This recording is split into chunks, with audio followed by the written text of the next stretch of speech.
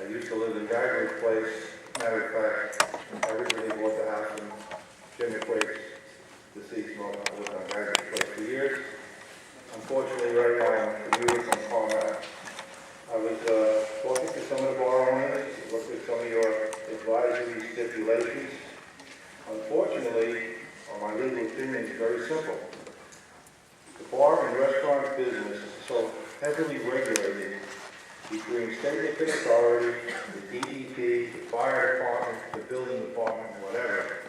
These stipulations not only would cost my owners more money than they could afford, but they would subject them to civil liability for no reason. No bar owner or their staff should have to go outside and monitor the street. That's the 45th Precinct's responsibility. There's no way. First of all, you can't make an arrest if you're not a peace officer or a police officer. I can see a bar owner or their staff immediately calling the 45th Precinct, notifying the precinct what's going on. When I joined the dark side now, as you can see, I'm an attorney. I used to be a New York City police captain in Manhattan. We had a cabaret car that on weekends monitored the bars. That's what I think should happen here. Evidently, you have a lot of bars that are giving you problems on Tremont Avenue. All it does is take a phone call, they'll pull their license and close the place down. But to suggest, well, theoretically, that's what they're supposed to do. I mean, I see the roads at de Blasio and everybody's waiting for a response. That's just like when I was in the Army, it was a hurry up and wait deal.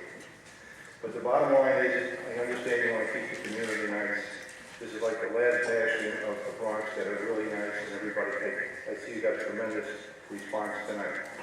So I know you guys are an advisory board. I'm sure my owners for the bars and restaurants will want to cooperate, but I cannot have them sign a stipulation and subject them to more civil and financial liability. Thank you.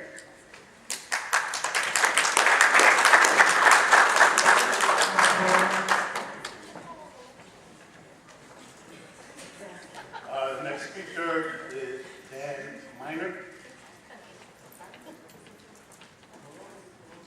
Good evening, ladies and gentlemen of the board. Do you prefer I face this way facing the board or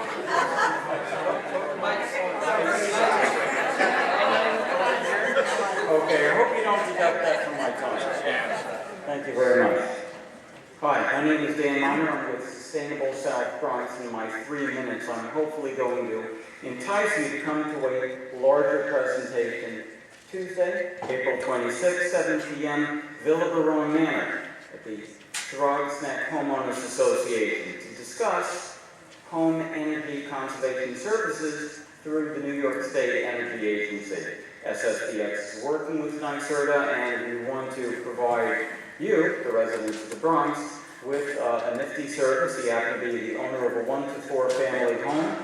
You can probably get a free home energy assessment where a specially trained contractor will come in, test your home, and recommend the most cost-effective energy efficiency upgrades. Why would you want to do this? It will wind up saving you money, making the home more comfortable, probably increasing its health and safety, and also probably having some environmental benefits. So there's many different reasons. Whatever they are, I invite you to come learn more about this particular program and come by on Tuesday night in Villa Barone. And even if you aren't the owner of a 1 to 4 family home, whether you're a business owner, you have a nonprofit, a community center, a house of worship, or you live in a multi-family building, NYSERDA has other programs for you. Oh, that also goes for solar energy. If you're interested in any of these things, I have some flyers about a Tuesday evening meeting to pass them around. And I can also sign people up immediately, get you some contact information, or address your energy and energy conservation questions in more detail. Are we under 3 minutes? So anyway, my mother grew up in the Bathgate Avenue section of the Bronx in the 30s and 40s, and she would be very pleased to know that I'm speaking to you folks tonight. That's pretty much it. That's pretty much it. Questions? I'm just saying, these energy audits are one of the biggest no-brainers you can do. see nothing, and you find out where you're spending money you shouldn't be spending. So I highly recommend it. I had it done at my house. It's great. They come out and they do from the top to bottom. They check everything and find out where you're spending money that you shouldn't be spending. So, and Sustainable South Bronx is a great organization. We've been working with them for many, many years. So I highly recommend you go to this seminar. Thank you. Thank you. Any other questions from the floor? 646-400-5433. Totally fair question. I'll be passing around a sign-up sheet afterwards. So if you need some other copies of this to get to your friends and neighbors, I can give you more copies. Otherwise, I can just get your contact information. We're still under 3 minutes. It's good for all of you. Now you're all. Thank you. Thank you very much. Thank you.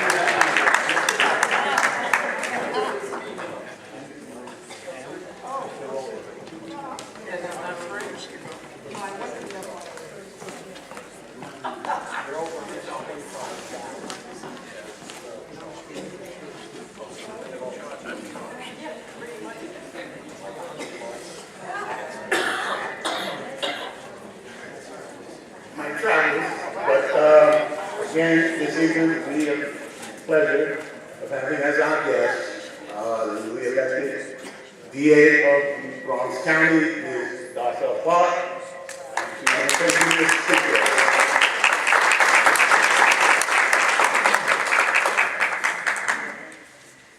Thank you, Mr. Chairman. Thank you. I see some familiar faces in here, of course. Hello, how are you? Bishop, of course. How are you?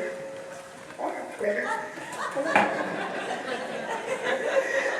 Thank you for having, Judge, yeah, how are you? Former colleague. Well, thank you so much for having me. I'm sorry that I'm late. I had to go to community board 9, so from the office to 9 now to 10, and then finally home. I hope nothing goes wrong. But anyway, thank you for having me. It's a pleasure to be here. Since I took office January 1st, so almost 100 days ago, I've been working like crazy. I felt every day of those 100 days, but in a good way. And one of the things that I'm doing is going across the Bronx to really meet everyone and explain to them, you know, who I am and what my vision is for the office of the Bronx District Attorney. When I ran, I told you I was a daughter of the Bronx, and I lived there my whole life. Grew up in the Southeast section.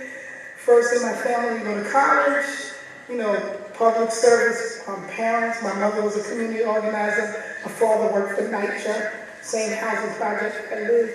When I left the Bronx to go to college at Boston College, it was the first time I left the Bronx. And after going to DC and then to Howard Law School, I could have started my legal career anywhere, but instead I came back to the Bronx to start my law career. And I started in the office of the Bronx District Attorney as an assistant DA, same office that I'm running now. So come full circle. I'm very proud. So, you know, taking over from the DA's office, before that I stepped down from the bench. I was a judge for 16 years before I became district attorney now.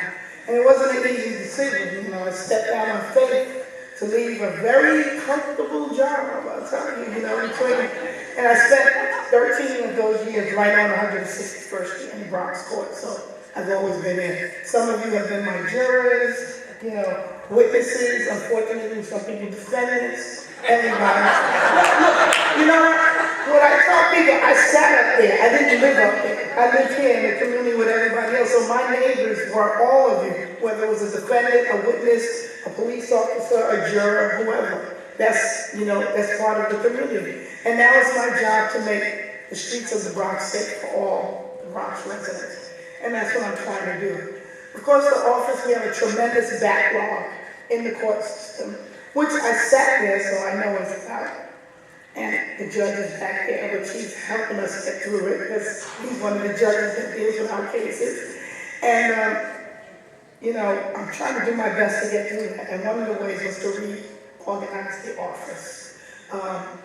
I changed it to a vertical, I'm changing it to a vertical prosecution system where one assistant DA will handle the case from beginning to end. That's not happening right now.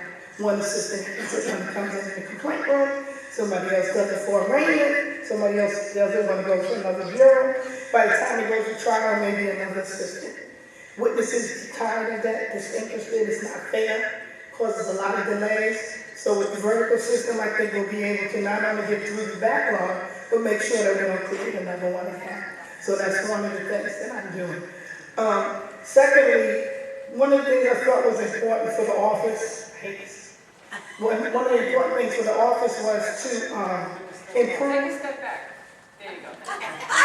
Improve my, thank you, Marjorie, it's on there. Improve my community affairs unit.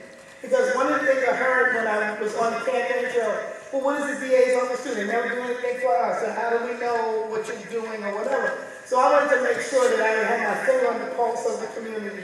So I increased my community affairs unit. And one of the things I did was create a position called Community Engagement Coordinator. Something like the neighborhood community officers that the police department has now. So the Bronx is broken up into sections, and I have 3 engagement coordinators, and their job is to do just that, engage with the community, the business community, clergy, schools, civic organizations, community boards, and precinct councils. And the person who is assigned to your area is Ms. Rayshawn Corey. She's here. Some of you may know her already now. So she has business cards, and anything you need from the office, Rayshawn is there to answer. You know, so when you try to get through to the office, you might not be able to get through to the DA or me, or for that matter, Rayshawn will be the conduit to do that. And any program you want us to run, we have a lot of programs that we do in the community. We have one coming up where we do training for our attorneys, trial training. And what we want are juries, people to be real jurors. So we have a program for mock jurors. And you come all day, breakfast and lunch is served, and you actually serve as the jurors on the mock case that we're doing. And it helps them, the assistants learn what the jurors are thinking, what they can do better, things like that. So that's one way the community can be engaged with us. Rayshawn has the information about that. So I hope you get involved with that. And lastly, another one of the things that's going to be, I guess, the signature of my term is the Rikers Island problem. The Bronx DA is responsible for the prosecution of all offenses that happen on Rikers Island. And I can tell you, just being in the office these last couple of months, I am shocked at some of the things. You just hear what's on TV. I see all of it now. And it's a tremendous responsibility. One that I'm willing to do, I can't do it alone. But I'm willing to take the leadership role to map out a plan to really get things right at Rikers Island. So that's something else that's taking up a tremendous amount of my time, but something that's tremendously important. So I'm making sure that I do that. And we're doing a whole lot of other things. So I'm just saying to say hello, thank you for having me, and let you know that I'm the Bronx District Attorney, I'm your District Attorney, the people's attorney, and whatever you need, I'm here for you.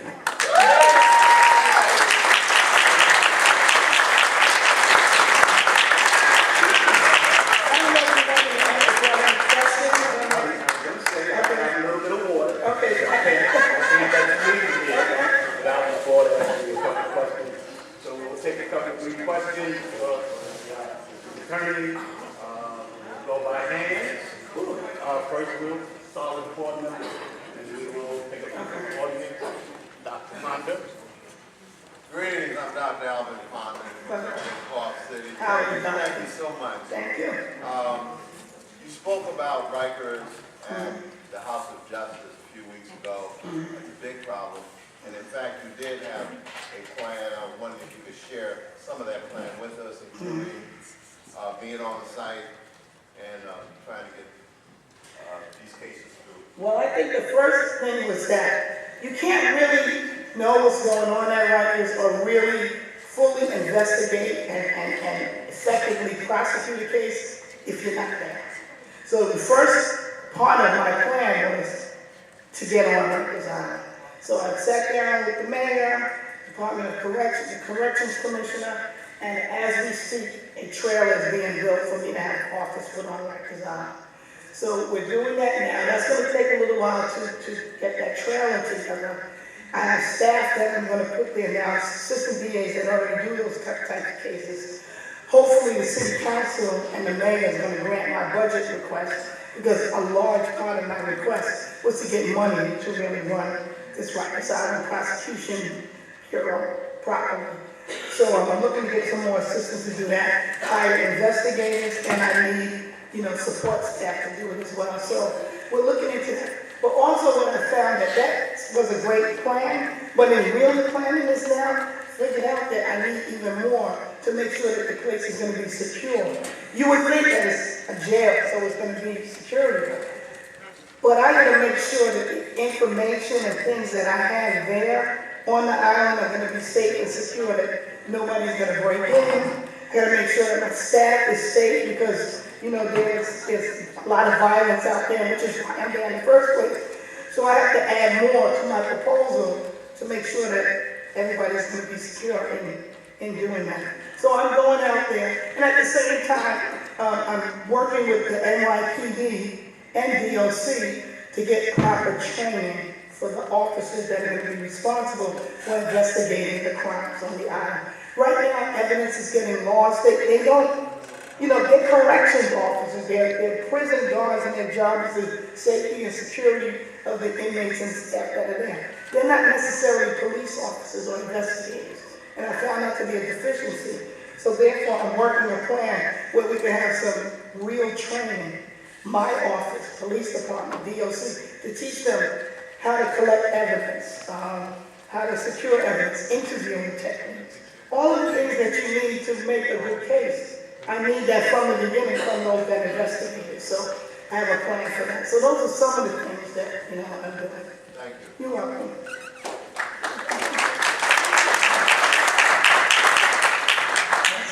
I just said the board first. Mr. Barbarelli? Hi, how are you?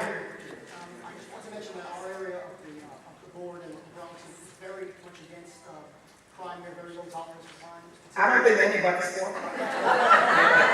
I hope not. No, it's true. We're taking a really tough approach on particularly violent crime. We have no tolerance at all. Your office took a hardline stance against it. We really appreciate it. You think it? No? Well, no, just in the past there's been issues with plea bargains and things that we would like a tougher approach to. Okay. I could say this, that, we could be as tough as we want, but the bottom line is the defendant's right, okay, to go to trial. Sometimes there's difficulties in cases where people, civilians may not know all the details that we know. And sometimes, plea bargaining, I gotta tell you, is necessary, because we could not possibly try every case that comes through the courts. I would love to. We don't have enough jurors. How many of you do jury summonses, and the first thing is like, oh, God, I don't know. Right? So you know what happens when it comes time for us to do trials, we don't have enough jurors. So really, if there's plea bargaining, we always try to do it. If we do it, and there's a complainant, in the case there's a victim, I will never do it without speaking to the victim first. So we do try to do the best that we can. And trust me, I'm tough on crime too. I was a judge there for 16 years. There's a lot of people in state prison right now because of me. So, I'm handling the office the same way. But at the same time, you have to know that Rikers Island is full of people that are mentally ill, that may not necessarily need to be in prison, but need some type of treatment. There are people that are drug addicted that may need some kind of treatment. So we do something that's best for the case, and that makes sure that there's justice for all. So it might take some plea bargaining, and it might take a lot of compassion sometimes, which we all need to have, because, there for the grace of God go on. It's somebody your neighbor, and the next day it's you. So you want a DA that's going to be kind of flexible to make sure that it's the best for the community and the case. So I appreciate that. So don't worry, I'm not weak on crime. Trust. I'm married to a detective, 34 years on the job. If I was soft, I couldn't go home.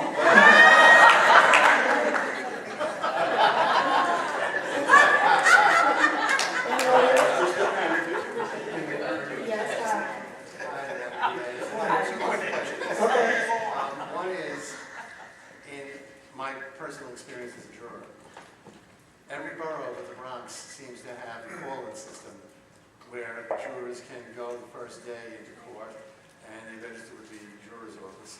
and then they can go about their business and they call in every day to find out if they're needed. I believe that the Bronx is the only county that doesn't have that. And I was wondering if, your office might consider doing that, looking at that possibility, because it's available in all the other 4 boroughs. Okay. And perhaps, it could help here. And the other question is, I also had the privilege of being on grand jury. And the grand jury situation was such that we get there at 9 in the morning, and we sit around for about 3.5 hours, then the cases are presented. And then they break for lunch at about 1, and then the cases are presented at about 2, and we don't really get out until about 7. So I was thinking, wouldn't it be more efficient to have the cases presented when the jurors come in, like maybe 9:30? Okay, let me start with the one first, the call in for the jurors. Believe it or not, it's the county clerk that's in charge of the jurors, not the DA's office. So, and the county clerk is the one that sends out the subpoenas to the residents to be jurors. One of the problems that we have in the Bronx is that the roles for jurors are decreasing, and people are not showing up. So therefore, if we get you in there, they want to, if we finally get you there, they want to make sure that you stay there. So I think that's one of the reasons why there's no calling, because people get fake numbers, It's unfortunate that people don't take it as serious as it is. I mean, I tell people all the time, they're concerned about the crime. They don't want to serve as jurors. And then when things happen on the cases, they're like, well, I don't understand what's going on with the DA. It's like, you know what? We need jurors that really care about the community to be the people to sit on the jury to make those decisions. The judge doesn't make the decision. Yeah, they're bench trials, but for the most part, they're jury trials.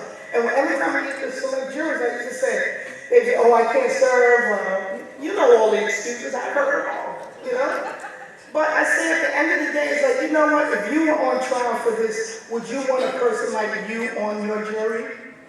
And they have to sit and think about that. It's like, I want somebody that's fair, I want somebody who cares, and they change their minds. That's what I need good people. And not just me, I'm the prosecution on one side, the defense as well. They need people that will sit there and really listen and make a determination about really what happens in the community. So the call-in system is great maybe for other counties because they have reliable people, but we've been having difficulty in the Bronx. Your grand jury experience, I gotta tell you, that's tied between the courts, the lawyers, everything else. Sometimes you can't present the case until you know that it should be presented. You gotta wait for the witnesses to get there, So it's like, yeah, you're there, my assistants may be there, but guess what? We're waiting for the witness. And, those are things, so there's built-in delays in everything, even on a real jury trial. Delays, it's gonna be delays, but at the end of the day, it's just important that you're there so everything can get done. So I apologize for the delays, but, it's part of what we have to deal with. Hi, again, thank you for being here. I'm sure you have educational programs for students, especially high schools, because most of our youth do not know any of the rules and regulations and law. Would you explain if you could have more programs in the schools? Oh, we have, here. Oh, Rachel, I can explain it to you. Well, we have a lot of programs, we do. And I go out and speak at schools, and anybody that wants us to come and set up a program, you have an idea for a program, let us know. I'm open to all new ideas. I'm not going to continue to do things the same old way. We got to think differently. So, whatever you have, if we can put it together, we'll do it. I got 2 more. Colonel Chen, right here. I'm Colonel William Chenna. I want to ask you a very gross I'm just listening to you, and with respect to crime and punishment, and I'm going in my mind, I said, we spend a lot of money on punishment and jailing people, and how much do we spend on preventing crime? Shouldn't we spend more money preventing crime and saving all that aggravation and heartache for putting people to jail and all that? my gross estimation is, I think we're like 2 to 1 to jailing people to 1. I'm just guessing, probably a half to preventing crime. Is that gross? I don't know about your numbers, but I think you're right, that the job of the prosecutor is not only to prosecute the case or go for a conviction, but very much part of my job, or another big part of my job, is crime prevention. If we can prevent the crime from happening, then I don't have to prosecute people. I don't have to worry about people going to jail. I don't have to worry about people being in Rikers Island for 2 and 3 years in solitary confinement and all those things. So I work in many crime prevention programs and organizations to keep the kids occupied, teach them their rights and responsibilities on how to deal with the police and things of that nature. The concept program that we have in the schools where, we teach them about self-esteem and anti-bullying tactics and all kinds of mediation things you can do to try to prevent problems and resolve problems before they get to the point where we're talking about people being in jail.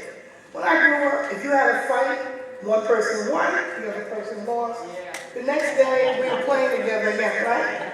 Now, one person, 2 people fight, one person loses, they get shot, the other person shot them, one is a defendant, one is a victim, one is deceased, and it's in the courts. We have to do something to prevent that. And there's so many programs out there, violence interruption programs that are out there. I just saw Pastor Gooding at Community Board 9, he has the SUV program.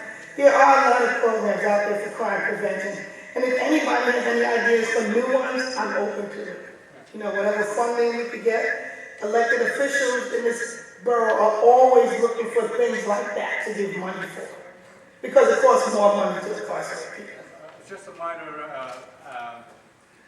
comment. I think I just read an article somewhere that said the United States is the only country that spends more money on jailing people and that side of the, is that the true statement I read recently? I don't know. In the whole world? I'm in the Bronx. I don't know, but no, it is, I feel your frustration, Colonel. I do feel your frustration. I understand your frustration on what you're discussing, but, we're doing the best we can in the Bronx. And, I'm just trying to do things differently. And hopefully that, we'll see a change. That's what I'm looking for. Okay?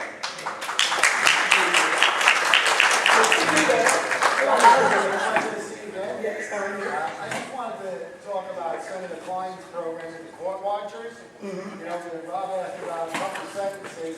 And I know the court watchers program is really helps that a lot so that we get some tougher sentences, whether we're plea bargaining or going to trial. Right. The court watchers program is great. And I hope that people here will sign up for the court watchers program because we need more court watchers. But I was wondering, do you have any other districts where they have a court watchers program besides Senator Klein's? And can you look to promote it if you don't? Well, I'm all for people, court watchers. I sat there as a judge and court watchers in there, and judges have to be independent. So even if there's a court watcher or a family, anybody else, they have a job to do and they need to do it, and so are the lawyers. I appreciate people coming to watch the proceedings because I think it does make things better. I know in the Riverdale section, they always used to have court watchers. I don't know if they still are, because I've been outside of the Bronx courts now 4 years and back. Maybe perhaps your liaisons can work on getting more court watchers programs throughout the Bronx so that we can get tougher sentences for all those criminals. Okay, all right. The court watchers are good at jury duty too, remember? That's the real court watcher. All right.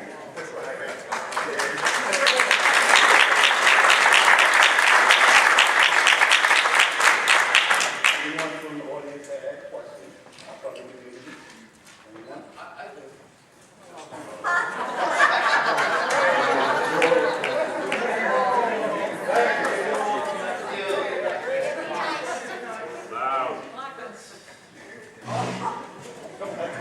There might be a time, but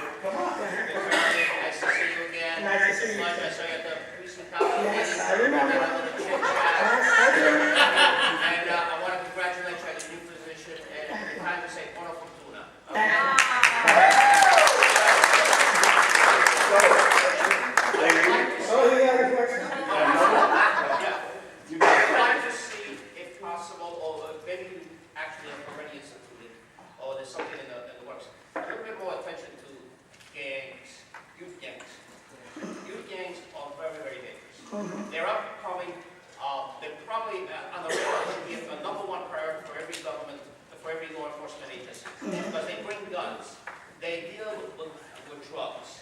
And most of them are youth, they feel like they're Superman, so they're invincible. They don't hesitate to shoot. And as you know, you're in the business better than I would know, that it's very, very, we need to do something. Well, I can tell you that 2 months ago, my office took down a case, 84 people arrested, gang members. 4 different gangs working together to sell drugs that they brought from the Bronx, taking it up north through to New England, the Cape, and to Manchester, New Hampshire, selling those drugs for 3 and 4 times the price that they paid for it or they got it for here in the Bronx. And either in exchange for or with the proceeds of their drug money, bringing guns back to the Bronx. They were involved in 22 shootings in the county. I took down the organization, 4 of them. 84 people now indicted. So I'm totally on board with that, and we're doing that every single day. I'd like to see that. Thank you. Okay. Thank you for the job. Thank you. Giving us the time. Thank you. To hear your voice kind of disappearing. I know, yeah, it's just, Even with this monster mic. all right, Appreciate you coming by. Thank you so much. Thank you.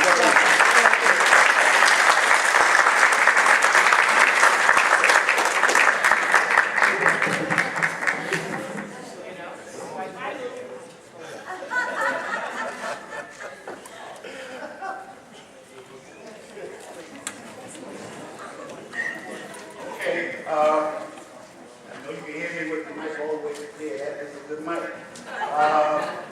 Too good. You want to bring it close? Thank you.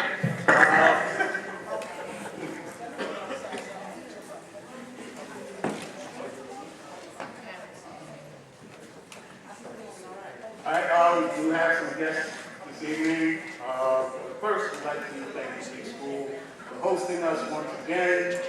And see, it's a good night. We do have with us tonight Judge Montano is here. Well, we had introduced him already, however. No. I'm introducing my dignitary. You're going to get to say it 1 second.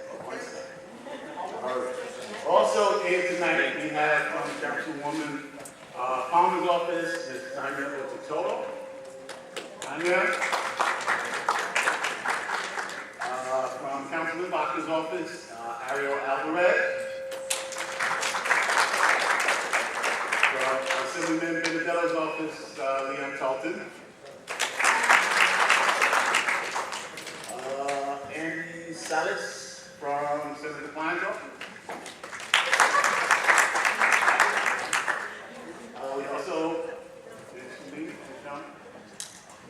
of course, we have Pat Lopio from the Bronx Times Reporter. So now we're going to continue with the public participation session. And Judge Montano, I have you here to speak, so you may come up now.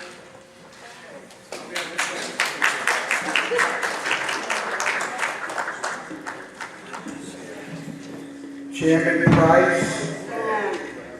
Price and fellow board members, it's a pleasure to be back before you, and I'd like to see a large crowd from the community. This is what democracy is all about. As you know, I'm here in my individual capacity, and I had to get permission to do that, and I'm here strictly in that capacity. On the last time that the board met, that was in March 30th, and I spoke up for the homeowners and the other residents of my block because Daybreak Independent Services had submitted an application to try to put a group home on our block. And essentially, we had made the argument, I was not alone in addressing the board, that it wasn't that we objected to having a group home. I especially had acknowledged that my own daughter is in a group home, and I am in favor of that, but I was very disturbed because living on the block and being one building over from the group home that Daybreak wanted to utilize, it's 3 houses connected.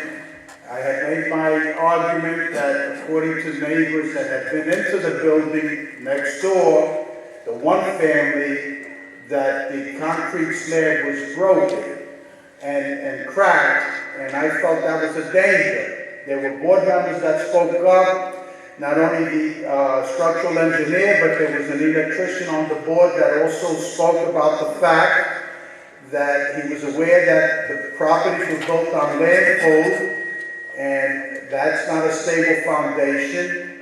The way that the structure is made, because it has deficiencies with the plumbing and the piping, and only if you live on the block and you walk by, whenever you have storms or flash floods that you see, it looks like Niagara Falls.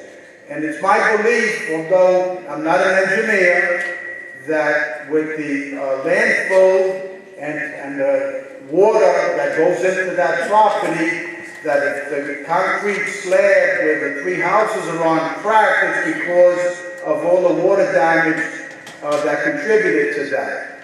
And the houses being new have been essentially abandoned for years, and it's inconceivable that new houses would be in this condition after such a short period of time. So my concern, because a lot of board members spoke up and seemed to understand our argument that it was a safety issue to prevent a disaster from happening in the future, had spoken up and seemed to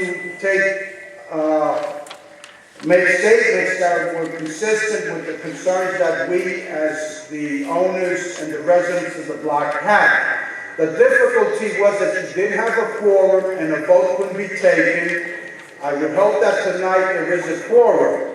My research in the area on the requirements to approve a group home by the community board had to do with the fact that you had a 40-day window to make a decision, and it's been more than 40 days and no decision has been made.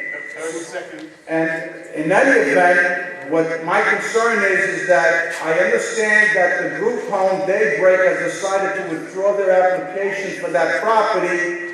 I would hope that that is the situation, but my block would like a definitive answer as to whether we have a quorum and whether there's going to be a vote taken, and whether you're going to have the empathy and compassion to, be concerned about the safety and well-being of any residents that would be occupying this premises under these conditions. There's other things I could say. I'm not getting the extra time as last time, but I appreciate the letter that Benedetto provided, because he also sent the letter to Daybreak and took our position, and hopefully Daybreak will not go forward with this. And I want to publicly thank Michael Benedetto, our assemblyman, for showing the compassion and the interest, and he needs to know that we appreciate that. Thank you very much.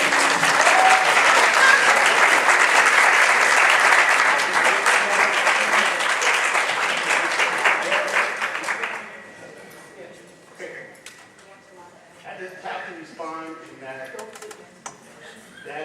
the 421 site has been withdrawn. Okay, we went through the process, and the community input, we gave the community voice in it all, and we provided heed and pulled back. So 421 Buzzard Avenue is not going to be the site of that group home.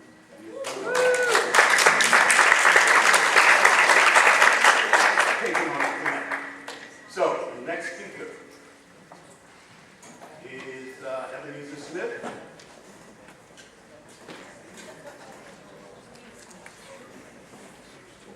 I will remind you, we did. Yeah, sure. Good evening, everyone. My name is Ebenezer Smith.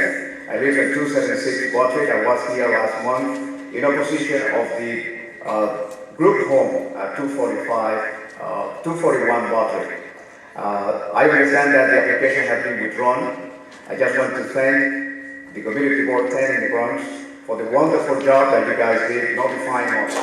Without you, we would not be able to know that that was happening there. And without you, we would not be able to come over here to voice our opinion. My argument was that this law, when you apply, circumvents the zoning process in the city of New York. People were saying no, but it's no reason to make the argument now. I have my reasons to believe why this type of law circumvents the zoning. And the reason is right now, you cannot open a clinic on Butler. Right now, you cannot open a dentist's office on Butler. A group home is a small institutional, mental institutional. Therefore, the use of the land going to be changed for residential to medical institution. Plus, the quality of life going to be disturbed. So I want to thank also Assemblyman Benedetto for the letter. Once again, thank you, Community Board 10, for the wonderful job that you did notifying the community. I also want to thank my neighbors that came forward to say no for the various reasons that we have. Thank you, and God bless you all.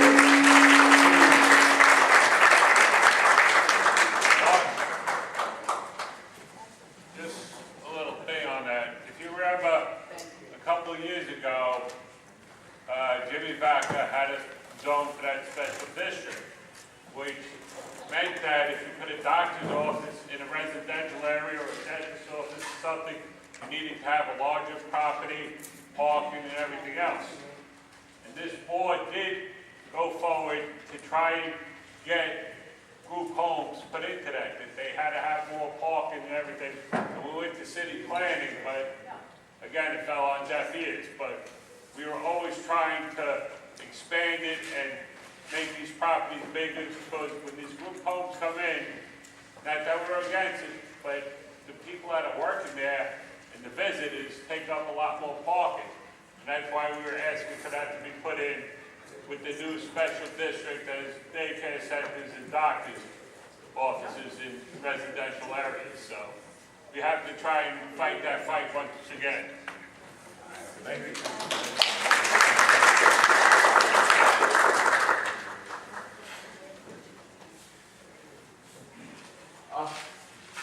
We also have Eduardo Medier, Mr. James' office here tonight.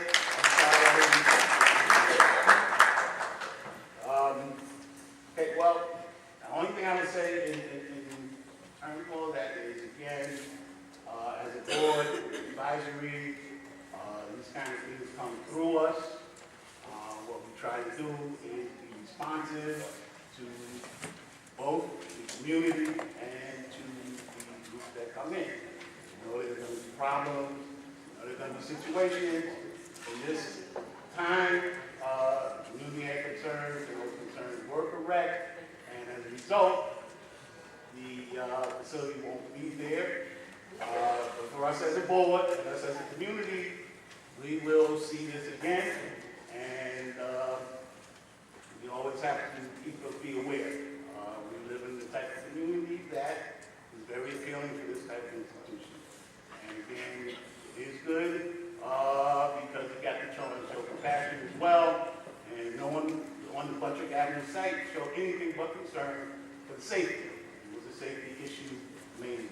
So this is one that we dodged, but I know we'll be back down this road again. In fact, in this process, Daybreak is looking for an alternate site, and that's going to be another name. There's going to be another set of nominations. And we'll do this again. We'll do everything that's within our power as a board to assist the community and as well try to balance and assist in the organization. So, that being said, Chairman, I'd also like to state that we should recognize Daybreak, because they did hear our voices and our opinions, and they could have just as easily ignored us all. They were within their rights to buy that house, but they did hear our complaints, our problems, and our issues, and they did decide to work with the community as well. So they should be recognized as being willing to work with the community as well. well, I do recognize that, And again, I gotta recognize their willingness to work with us going forward, to try and make it as smooth a process as possible. So yes, thank you, Bob, for reminding me. They bring, and we will be working with them as we go forward. Next speaker is Mohammed Abu Haikal. Abu Haikal. Say it 3 times. Abu Haikal. One. One more? One more. Abu Haikal. All right, I think I won't get it wrong again. I'll say it later when I'm I know. All right, so I'm just gonna make this quick, because I know we are pressed for time. My name is Mohammed. Some of you guys might not know me, or might know me. I actually live in the South area, and I'm actually here on behalf of Wells Fargo Bank. And Wells Fargo is actually sponsoring the Financial Literacy Month. This month happens to be that. And one of the programs that they implemented for the past month is called Hands-On Banking. And handsonbanking.org, it's an internet system that you go on and gives you a lot of education. And one of the things that they concentrate on is actually for the youth. I spoke to the committee, the youth committee this past Monday, and we have good feedback. And what we have going on right now is the budget for the high school. So what I brought with me is a budget worksheet for the high school kids who are in junior and senior year as well. So you have definitely a dedicated program that can show them how to actually start learning to manage their money and their financials. So that when we go to college, the parents don't have to worry about spending our money. Isn't that something that's going to be great for you? Think about that, right? You don't have to just shove your money out of your pocket. So it makes sense. So I say this. If Wells Fargo, one of the top 3 banks in the world, is offering a service-backed community with a website and other tools that's on there, there's also recycling for youth as well, also for entrepreneurs and also for adults and seniors. I say take advantage of it. Why not? I represent them. I'm here to bring it to the community. I'm not going to bring it to everybody. So that way, we all can be successful and we can all be financially independent eventually. We don't want to be in debt. That's how I'm about.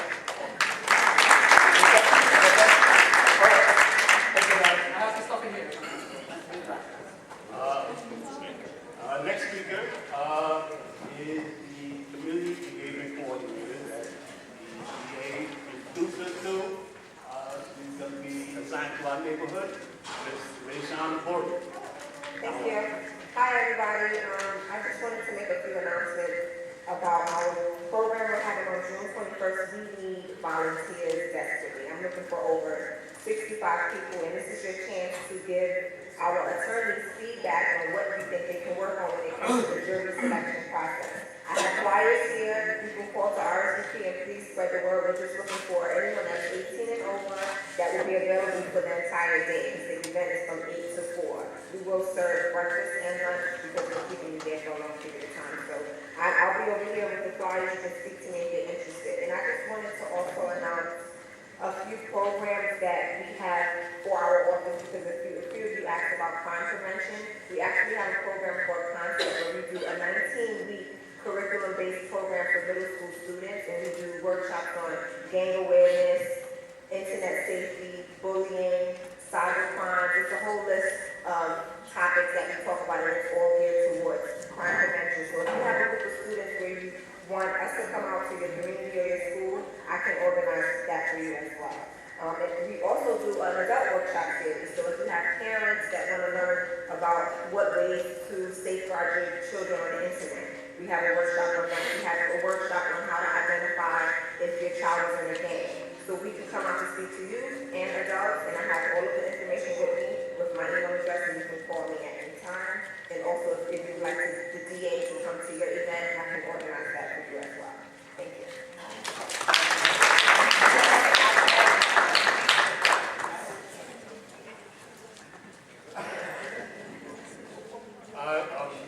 Again, another guest that we have that's a little late. Lillian Waget, representing Senator Diaz's office.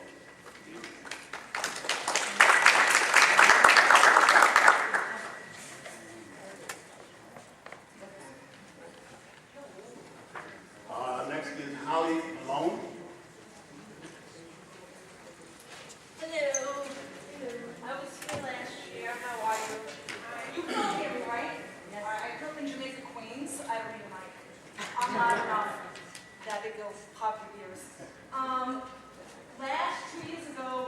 Bronx from Queens. One of the things that I think I met some of you when I was here last year, was the Hutchinson River Greenway, which I adore and I use almost every day. I run and I bike. One of the things that really made me sad was all the trash that I see along the Greenway. It's terrible. From the Whitestone, Bruckner, Whitestone Theater, all the way north to Clark City, which is where I live. I called 311, I was told the Parks Department, I called the Parks Department, they said it was DOT's responsibility. Well, it's actually a Parks Department's responsibility. What? Couple of things. One, I am hosting the fall cleanup, May 21st, at 10 a.m. So I want some people to come out, please, to help clean up. The Partnership for Parks is giving us the tools that we need. But also what we need garbage cans along the Greenway.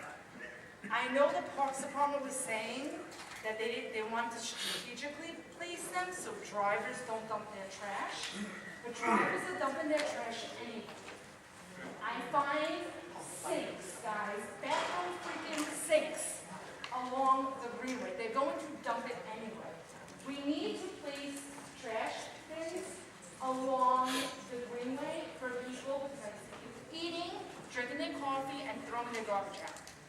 So I am begging, May 21st, we're meeting on Bartow Avenue, 10 a.m. to come out. If my little spiel wasn't persuasive enough, I have these nifty little refrigerator magnets with dates. I got a little grant, and it's going towards these and some lunch. So please come see me if you're interested.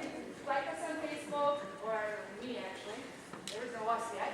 And come out and help and show support to the community. That's all. Thank you.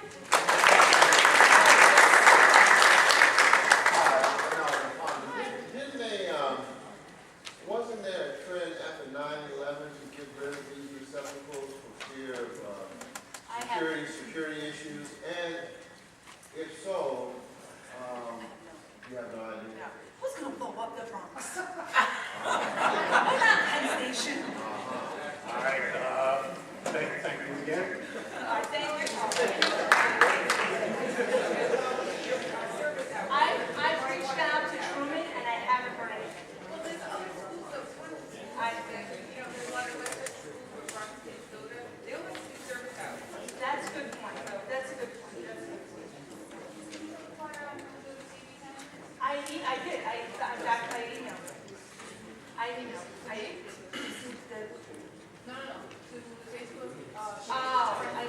Okay, so whoever gets the emails at CB10, I did send a flyer. Okay. Thank you.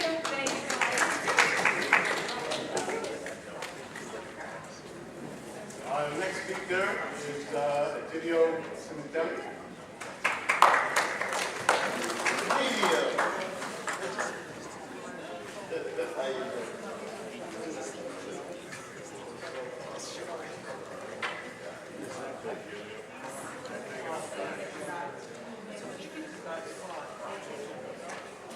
Good evening, folks. Wow, this thing is dangerous. My name is Cementelli. Welcome to Pelham Bay, board members.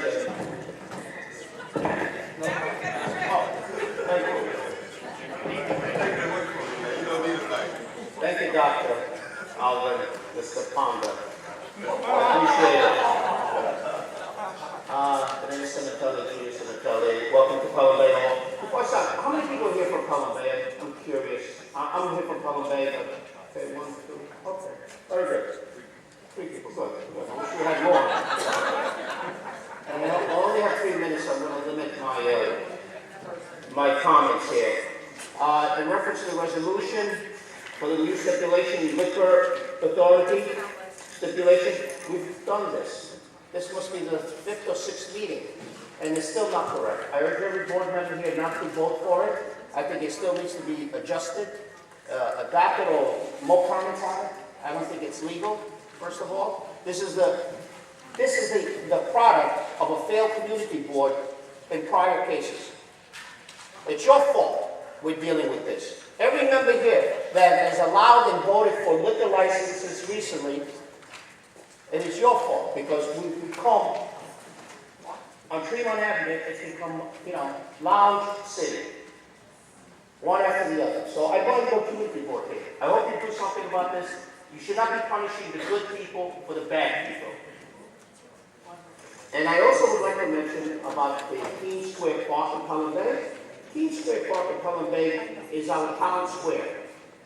What happened, to resolve the issue because of a few bad apples, they decided to remove benches in Keene Square.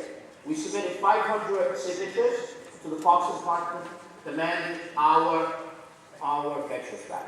The seniors want their benches back, so I think it's only fair. I mean, we have to have respect for Pelham Bay here, folks. Thank you. The third issue is the bid, business improvement district. One is being structured in Morris Park, and also one in Crog's Neck. And by the way, I've been must be the fourth meeting that I've been for, Community Board 10. I wish some of you members would come to the committee meetings more often. I can't come more than some of you guys here. And I do appreciate it that you do. An example, we have Wicked Wolf. Wicked Wolf, the increase of yearly increase for Wicked Wolf will be $14.56. That's 6% increase for the Wicked Wolf. Another example of the Business Improvement District is for Tosca. Tosca taxes will be increased to $1,300. We also have here Seatown. I mean, is it Seatown on Tremont Avenue? I've been there so many times. I don't know if it's Seatown or Fine Fair. On Tremont Avenue, their taxes will be increased by $8,000. That is a calculation of 6%. And I say, at the committee meeting, they said this is not going to increase prices.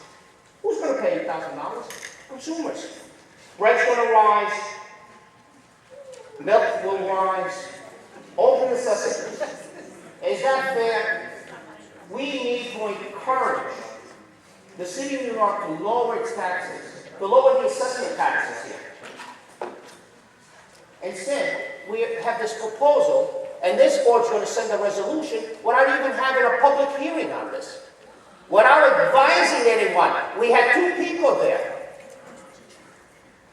I hope you remove that resolution of the Business Improvement District. And it's not necessary. The letter here that's written to Mr. de Blasio. It's illegal for what you people are doing if it moves forward without a public hearing, without full discussion on the subject. I have my 30 seconds. Well, thank you. Back to Keene Square, I think it's very important for the Pelham Bay residents that we have our benches back. It's a matter of respect. And I want to just mention that that's failed policies because of our elected officials. That they want to resolve the issue by punishing the good people because of a few bad apples. And the same situation here with the liquor license. And I hope everyone here, over the years, how many times you voted for liquor licenses? Now that it's become a problem, we want to get tough. Well, it's not right. We don't punish the good people because of the bad. Let's keep that in mind. Thank you so much.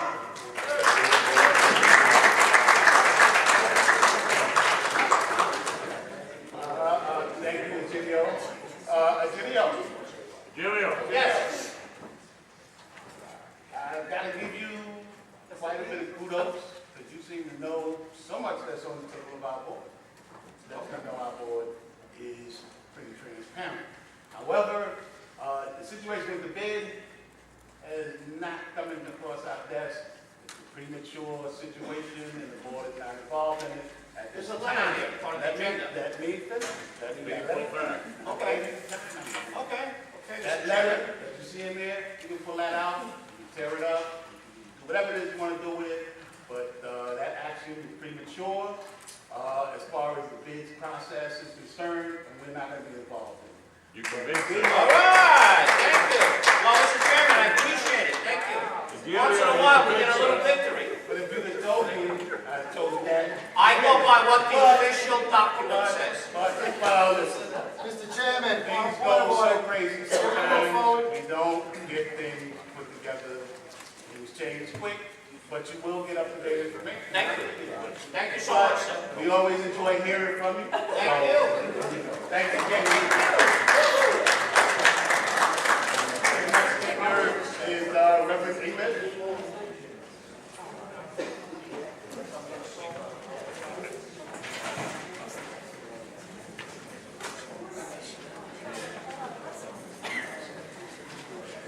Good evening, everyone. Reverend Peter was here, President of the Bronx Clergy Roundtable. I'm here simply to invite you to a meeting on May 10th that's going to take place at my house of worship. We're passing out the flyers now. The significance of the meeting. 2 weeks ago, I launched the first People's Police Academy in our district. And that police academy was launched to allow officers who may not be acclimated to our community to hear from the community in cultural competency, in gang relations coming from an ex-gang lord. Commissioner Blair gave me 50 men to put through the academy in an effort to create the shared responsibility of public safety between community and NYPD. And on May 10th, we are going to unroll the report. It was an amazing experience. It was a pilot, which is going to be rolled out throughout our city. It has never been done. The People's Police Academy is coming to New York City, citywide, in an effort to continue to build on NYPD and community relations. So May 10th, I really want to encourage you to be there because we're also going to be targeting what it's going to take to have safer summers. And we're going to give you some tools on that as relates to our youth, where in our district we were able to reduce gun violence by over 50%. So on May 10th, it's a very significant day because I'm really passionate about seeing us come together as one community in addressing the ills of our community. So May 10th is the date. If you don't have a flyer, it's at 1015 East Gun Hill Road, right between Paulding and Laconia Avenue from 10 to 12 p.m. Thank you.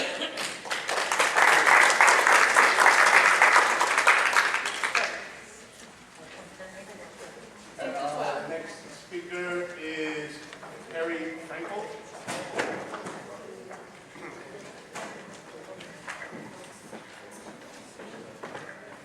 Chairman, friends, Mr. Kearns, members of the board, thank you for allowing me to be here today. I'm a cardiologist. Do any of you know someone that's had a heart attack, a stroke, a ruptured aortic aneurysm? We all do. Heart disease is the most common cause of death in America. And we all know, is it a man's disease or is it a women's disease or both? It kills 10 times as many women as breast cancer. It's a women's disease just as much a man's disease. But the key is, it's the most preventable disease in America. And we're in the Bronx. We're working hard in the Bronx because the Bronx keeps coming back as the 62nd unhealthiest borough. Not borough, 62nd unhealthiest county. And we're working to try to make a difference. And if you take a look at the risk factors, there's a couple of key things. Hypertension is associated with 69% of first heart attacks, 77% of first strokes, 74% cases of heart failure. A big study called the SPRINT study shows that if you bring down the systolic blood pressure from 140 to 120, you decrease heart disease, heart attacks, and heart death by 1/3, strokes by 1/3, death rate by 25%. So what are we going to your communities here? So with all the community boards, we empower, we educate, and we show people how you can make a difference. You can make Bronx 52 or 32 or 22. Stroke, number 30 death in America. 75% of people that have a stroke don't realize they have a blockage in their carotid arteries. What's the point of doing a carotid ultrasound in the emergency room when 1 out of 3 people don't survive, 2 out of 3 people in 1 year still have a disability? The time to do an ultrasound is in the high-risk people that have hypertension, diabetes, high cholesterol, smokers, before they have a heart attack. Aneurysms 2/3 of people that have ruptured aneurysms are unaware that they have an aneurysm. So the key is powers. What we're doing is we're bringing heart health fairs all over the Bronx. We're basically bringing in a mini hospital to the communities. We have questionnaires to assess the risk. We're working with the churches. We're working with a lot of the political people. And when we find abnormalities, we're referring it back within the Bronx to take care of people. Because that green, basically, is to get Obamacare passed. What we're trying to do is get a lot of people that have Obamacare or that are in the Medicaid population or that have traditional medicine prevention. So I appreciate your time. Remember, heart attacks, most preventable, strokes are preventable. A simple test called an EBI, Journal of DNA, 2007. If you have plaque in your legs, you're 3 to 5 times more likely to have it in your heart than have it in the carotid artery. People that smoke have risk factors. All these kind of things we're trying to bring to the community, and we're referring it back into the community to take care of the people. Thank you very much for your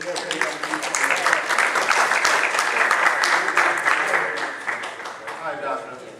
First of all, thank you. The Robert Wood Johnson Foundation did have a study that showed out of all of the 62 counties that the Bronx fares 62. Do you have a website or a number that you can leave with us so that we can work with you in trying to improve the health status of the Bronx? Yes, we do. I have cards. We can give you the websites are on the cards.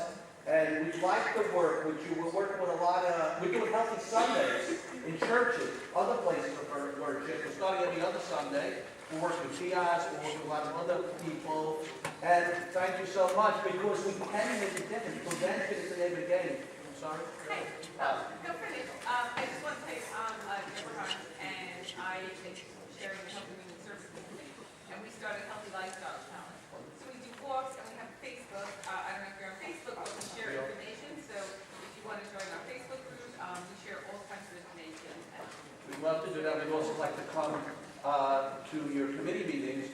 Yes. With main guys from Columbia, we looked at 50 years of research, wrote a book. I don't want to steal your show. Thank you for your 3 minutes. We wrote a book together on what the 5% of people do that lose their weight forever, keep it off forever, and avoid chronic diseases. Hypertension is beatable. The DASH program showed how you can end hypertension, including the one to do drugs. The diabetes prevention program, remember 37% of America are pre-diabetics. In the Bronx, you know, if you look at a person of color, the diabetic rate is double. Hypertension kills 3 times as many people of color as white people. In the Latino community, 50% of hypertensives are not diagnosed or treated. So the diabetic prevention program took 3,400 people that were pre-diabetics. They used and pre-diabetics, 101 sugar to 125. The diabetics over 125, 126. On a 3-month average, hemoglobin A1C of 5.7 to 6.3 is a pre-diabetic. They took the pre-diabetics, remember 1/3 of America is pre-diabetic, and they put them on nutrition and exercise, and it's very simple, versus metformin, diabetic medicines, versus placebo. 58% of people that were pre-diabetic, that were on nutrition and exercise, never became diabetes. You know, we spend $246 billion a year in America on obesity, $190 billion on excess cost of diabetes. That's 1 out of every $5. $46 billion a year for hypertension. We solve the deficit just by. So we went on power. We went to workshops in the Bronx. I grew up in the pink houses of East New York, and I got very involved with the Bronx. I want to go. We want to make a difference working together. Did you give us your number? Yes, I'm going to. 516-625-4042. I'm sorry. Say that again. 516-625-4042. Maria's here with me. Anybody wants cards or anything? Yes. No problem. At the end, I'll So we're gonna get we'll see what Because I'm a former teacher and still working in schools, what are you doing? What is your outlook for the children? Because many of them are obese. Many of them are bringing foods and drinks that are not appropriate for their age. Do you have any resources for the children? Brilliant question. We're actually working today before bed. Oh, great. At their awards ceremony. You're 100% right. If we educate the children, at the beginning, when we get to the schools, we're working with a lot of the parent coordinators, UFT, all that kind of stuff. We get to the children, we get to the parents.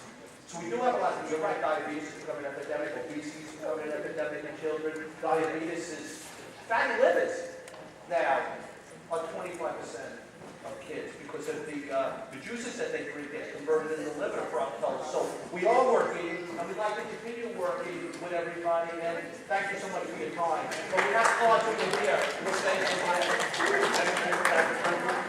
Thank you very much.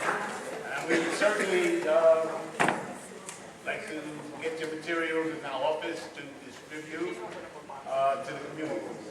The next speaker is Wendy Parada. I think I can speak without a mic, but if I have to, I will. The closer you get to it, the more it's going to pick But I think I can really do it without a mic. My name is Wendy Parada, and I'm a social worker with the Department of Aging, and I work at the Grandparent Resource Center. How many of you have heard about the Grandparent Resource Center and what they offer? None. Wow. So, thank you for knowing. So the Grandparent Resource Center came about in the 2000s. A lot of their grandparents were stepping in, raising grandchildren because of the HIV epidemic, because of substance abuse, because of so many other needs. And as a Latina, it's culturally, it's something that culturally happens. And what they found was that there was a need to provide these grandparents with advocacy, with resources, with support groups, with educational workshops. So the Grandparent Resource Center operates from 2 Lafayette. However, most people, because the Department of Aging is the name that's on it, and Grandparent Resource Center is the name that has for the center, most people don't realize that that is open to any kinship caregiver. What do I mean by that? If you're informally helping to raise a child that's not biologically yours, you're the person we want to help. It doesn't matter if you're going through the legal system or it's a personal arrangement. We want to provide support. So, as far as the Grandparent Resource Center, it is citywide. You can call 311, you can look it up on the internet, you can get information from me. But besides that, I specifically work on the Mayor's Action Plan Initiative for neighborhood safety. What does that mean? Well, 2 years ago, we had 2 children assaulted in one of the NYCHA developments, Boulevard in Brooklyn. And what happened was one of those children lost their lives because the man was mentally ill. So the mayor called this action plan together, and he said, what can we do to help NYCHA in the communities feel safer? This can't continue. So 11 agencies stepped forward, including the Department of Aging, HRA, Parks Department, Office of Domestic Violence, all came to the table and said, we are going to open the services that we offer. Normally, we're willing to bring it into those developments. Now, really quickly, I will mention the ones that affect us because they're in the Bronx. I'm at Castle Hill, we're at Patterson, and we are at Butler. 30 seconds. Okay, but please keep in mind that that's not our limit. It is the limit for me because I'm actually at these sites and I provide one-on-one support groups, workshops, and counseling. However, I have my counterparts that provide the same services citywide. It's available to anyone. We don't turn our backs. We really make sure that we connect someone to a service, regardless of their need. Okay? So if anybody has any questions, I think I just made it over the 27 out back. No? Yes. Do you have any programs for people who take care of aging seniors? Yes, we do. And people don't know that. There is an entire unit who provides services specifically for young or people who are taking care of elderly individuals at home or homebound family members. In addition, we also have an Alzheimer's unit and we also have dementia, which is growing really big and people don't even know about it. Okay. 311, but you could always, I'm going to give you my card, and if you email me, I will make sure that I connect you to the right person. And you have to use it. Yes, yes, so.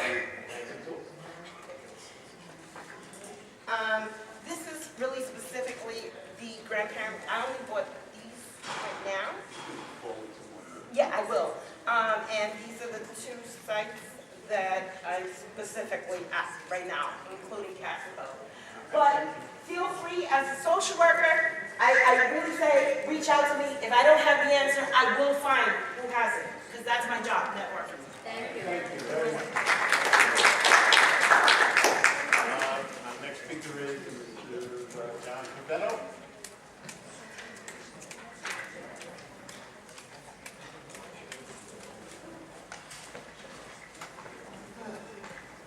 Pardon my back. Good evening, ladies and gentlemen. My name is John Capello. I'm a lifelong Bronx resident.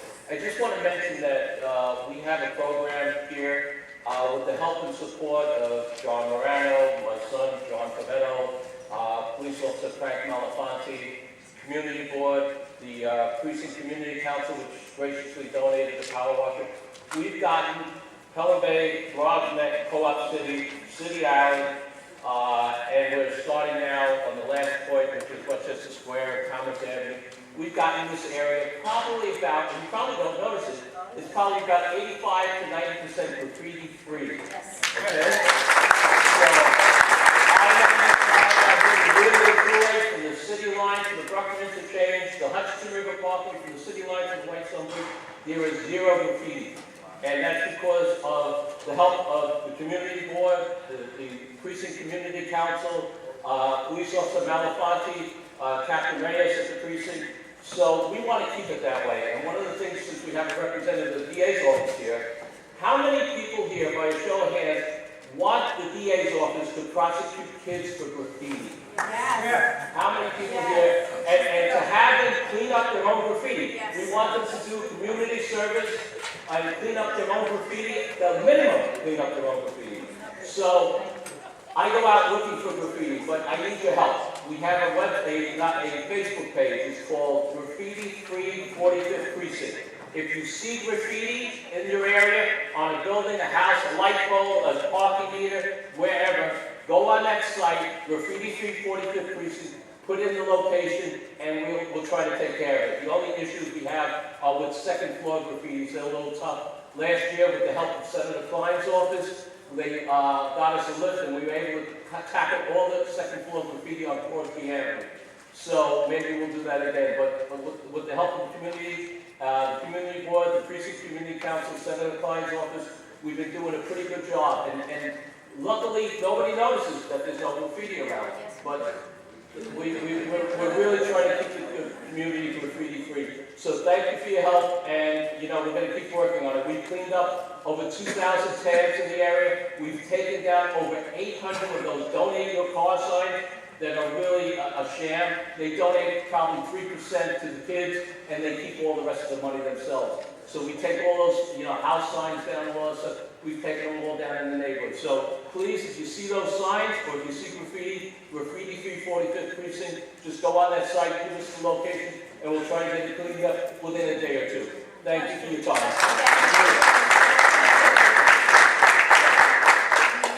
Do you attack Castle Hill also? Yes, this past weekend on Saturday, we went out with the Boy Scouts. Castle Hill and Westchester, we did about 5 stores there, okay? That's the thorn in our site. Castle Hill, Westchester Square, Commerce Avenue. So this summer, we hope to tackle a lot of that. Over in Bob Beater's area, you've got a lot of graffiti. We've already hit it a few times, but we're going to make a more concerted effort over there because the rest of the area is really good. Can we join and help you? Sure. Just go on the site and give us the information, okay? If anybody wants to volunteer, we're more than happy. As I said, we had about 15 Boy Scouts out this weekend. And it's a great group for Boy Scouts because it shows them responsibility in the neighborhood and what they should do when they get a little older. And they came out and they have a personal thing now that they're trying to keep the neighborhood graffiti free themselves. So that was a good thing. This weekend we went actually to the Castle area, Westchester area, that whole area. So, okay? Thank you. Thank you.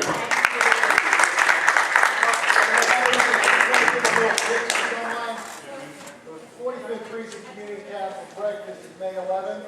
That's one of the things we do raise funds for, so please come out and support us May 11th if you need tickets. You can see me, Annie, Joe, and we'll be happy to help you out. Being our last speaker, What was that? Motion to close. And behind seconded.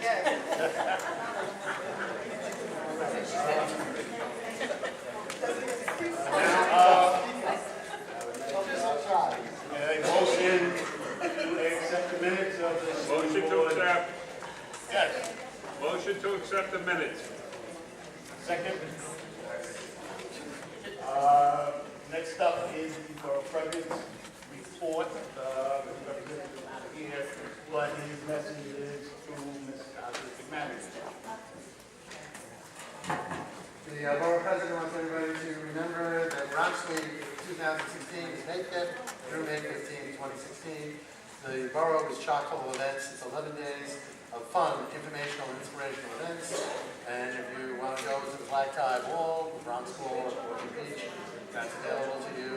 And the Bronx Wall for Fame, people will be honored with their names on the banners.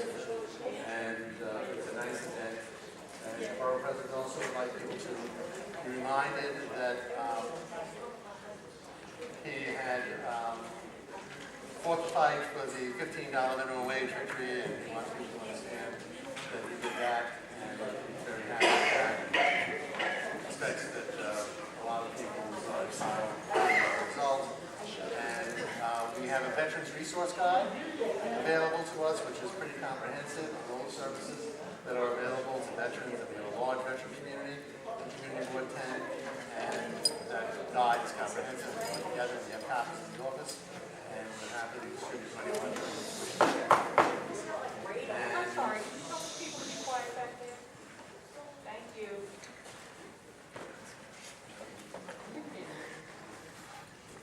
And just to jump back to May 5th through May 15th is Bronx Week.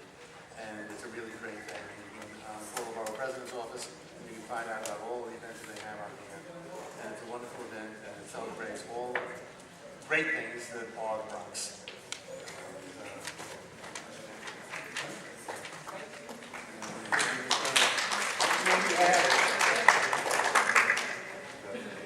So I'm just going to jump right into the district manager report, which will be brief. Essentially, the biggest thing that came out of the office this week was we had our district service cabinet meeting. I'm sorry.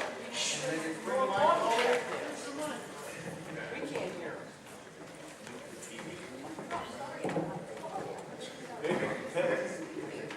All right. I'm sorry. Better? Okay. It's not you. It's not you. I can't hear the people in the back talking. Okay. So,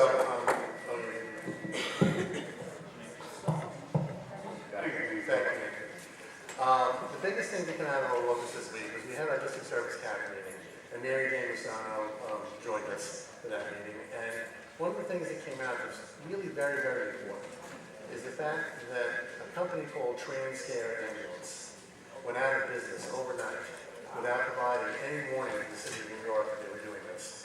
And in doing so, they took 18 ambulances off the streets of Bronx County. Many of these ambulances were painted out in hospital livery, and people naturally thought that if they saw an ambulance that said Montefiore Hospital on it, that it belonged to Montefiore Hospital, or St. Barnabas, or Bronx Lebanon. In fact, they were all Transcare ambulances, and they were all Transcare staff. So when they took those ambulances off the street, that left us in this board with only 4 ambulances because we lost our Montefiore ambulance. Bronx Lebanon Hospital and St. Barnabas Hospital and Montefiore Hospital for many years had a contractual relationship with private ambulances like private ambulance services like Transcare to provide ambulance service to them. And part of the deal was that the ambulance would be fit out and delivered to the hospital in that contract. When that contract ended, as I said, the ambulances disappeared. So now we understand that from the emergency EMS, New York City EMS, and New York City Fire Department, where we had contacted the Fire Department's Commissioner's Office and asked about this and wondered what was going on, so they were able to send people up and give us some really good information. They're in the process of scrambling to pick up where the private ambulances left off. And they've done a yeoman's job of doing that. They have pretty much replaced every tour that they could that was lost. They brought in ambulances, they brought in emergency teams from other boroughs, they brought in resources from other boroughs, and they're trying very, very, very hard to move forward. They get about 900 calls in the borough a day, mostly in the West Bronx, but they still get a lot of calls over the years. So we found out at that meeting that St. Barnabas Hospital and Bronx Lebanon Hospital has already contracted with private ambulance companies to pick up the slack of Transcare. The hospital that did not is Montefiore. Montefiore, as you know, has 3 hospitals in this bubble, and an emergency family care center and 2 urgent care centers. We reached out to Montefiore Hospital, invited them to our Health and Human Services Committee, and they declined to come. They always come, but when we asked them to come about this, they declined to come. We also asked them to come to our district service cabinet meeting, and again, they did not come. So when I spoke with their government affairs representative, she said that she thought that they were working on the issue. Now, in New Rochelle and Mount Vernon, which used to be the Sound Shore Medical System, and that is also now Montefiore. They contracted already with a private company called Empress to carry out the services. So we tried to reach out to Montefiore. The district managers of Ward 10, 11, 12, and 9 tried to reach out to Montefiore's government affairs unit to say, you know, we really need you to do something down here because our communities are bereft of ambulances. And you need to do something about this, and you need to do something about it quickly. And, you know, we didn't really get any responses. So we're now going to the next phase of probably putting together a letter to the board to vet, to the Health and Human Services Committee, to the president of Montefiore Hospital, Dr. Safer, to ask them what the status is and when are they going to move forward. So that was the biggest thing to come out of the district service cabinet, and most important, because you just can't, you know, keep depending on an overtaxed EMS system. And that's a problem. Can I just ask a question? Yeah. What about, forget about dealing with Monts, go right to the state? Because they really have the responsibility to address the community, and they're not doing that. Exactly. So just go to the state. Okay, we can do that. If they're gonna act like We that, can go to the Health then Systems Agency. we can just bypass it and go right to the state, you know? Okay, I mean, that's something that, yeah, I mean, that's something that certainly we can do, consider, you know, without a problem. And, Can form a delegation to meet with the president? we can do a lot of things, Doctor. We can do a lot of things. I mean, I'm open to, you know, all suggestions. And I'm sure that Debbie, you know, maybe we should, you know, figure out a strategy here. I mean, the initial thought was, yeah, the initial thought was, of course, a letter. So last night at the meeting, we were requesting that Remsco come to our next community board meeting, our next Health and Human Services. I sent you an email earlier. Regional Services Regional Council. Emergency Medical Services Council oversees all ambulance services. Oh, is that, okay. And they also fill us in on the bed census. That'd be great. And the worst thing, we also need perhaps to invite the Joint Council on Accreditation, because they will take action against the hospital. Okay. These are We're all good requesting ideas. that they come to the next Health and Human Services. These are all good ideas. Ken, do you have any data regarding the impact that is having on the community? Are there We've more requested- patients being transferred to, or going to other Well, we hospitals? requested that from EMS, and they tell us they're going to get us that information. Well, Unfortunately, I had occasion to call ambulances for 3 people last week. And I was amazed when it took them a little longer to get there. And I said, how come it took you so long to get here? And they came out of Queens. Okay? So it is a very important situation, and it's wonderful that there are people involved in causing it to come to a head so that the hospitals make the right decision for everybody living, in our case, in the borough of the Bronx. Well, Ken, Excuse me. I just want to. I'll let you speak. Okay. All right? Joe, you mentioned 2 entities and Susan wasn't able to hear you. Can you mention again that the fellow you reached out to? The entity, the main one on EMS would be Regional Emergency Medical Services Council, or often known as REMSCO. They work through the state.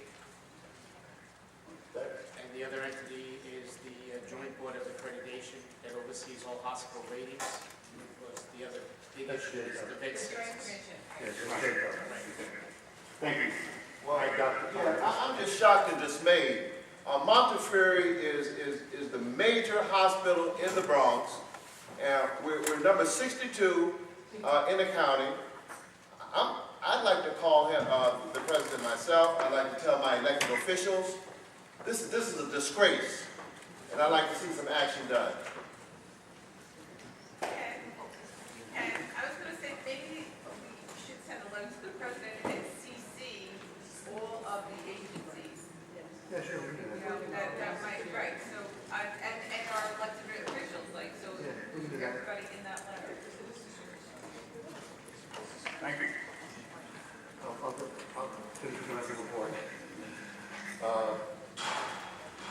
At the last board meeting, you heard a lot about, a number of people came to our meeting to talk about a big sinkhole on Shore Road.